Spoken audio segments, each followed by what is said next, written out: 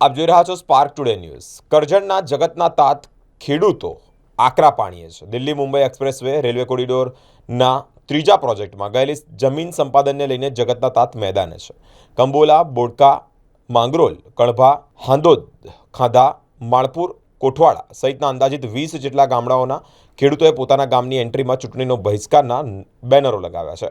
કરજણ તાલુકાના અંદાજિત 20 જેટલા ગામડાઓના 200થી ઉપરાંત ખેડૂતોની અંદાજિત 300 એકર જમીનમાં ત્રણેય પ્રોજેક્ટ ગયેલી છે, એટલે કે ત્રણેય પ્રોજેક્ટ ગયેલા છે। રેલવે કોરિડોરમાં જમીન સંપાદન મુદ્દે વળતર ઓછું મળતા ખેડૂતો આકરા પાણીએ છે। ખેડૂતોનું કહેવું છે કે સિટી લેવલે જ સરકારે વધુ રકમ ચૂકવી, જ્યારે જગતના તાત ગામડાઓના ખેડૂતોને ઓછા રૂપિયા ચૂકવાયા છે।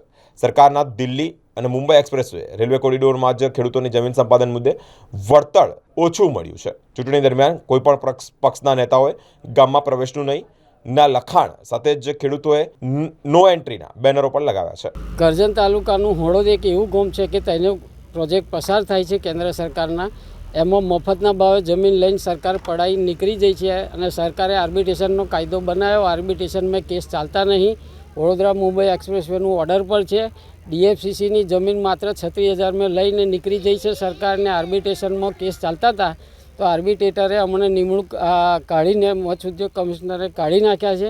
એમાં તો અમે જબરજસ્ત રજૂઆત ધારાસભ્ય, સંસદ સભ્ય મારફતે કરેલ છે, પણ હજુ પેટનું પાણી સરકારનું હાલતું નહીં। છેલ્લે હમણાં 11 તારીખે અમે આવેદનપત્ર 1000 ખેડૂતો ભેગા થઈને, કરજણ તાલુકાના 400 ખેડૂતો ભેગા થઈને આવેદનપત્ર આપ્યું। તે વખતે અમને આગેવાનોને બેહાડી દીધા કલાક, અને હજુ કોઈ સાંભળવા તૈયાર જ નહીં। ઓર્ડર પર લીધેલું હોય, ઓર્ડર કરતા નહીં છેલ્લા 6 મહિનાથી। કેટલા ગામોને અસર છે? 11 ગામ કરજણ તાલુકાનો।